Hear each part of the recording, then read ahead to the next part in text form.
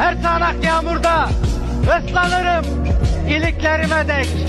Belki söker götürür diye içimdeki bu hasretini faydasız kenetlenmişsin kalbime.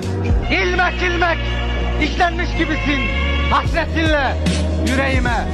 Nereye böyle bileyim söyle, tutkunluğunun itirafıdır vefasızlığına. Yoksa bir hayat böyle, yoksa yar mıydı? Hadi git, hiç durma, mühim değil, vefa borcun yok. Hadi git.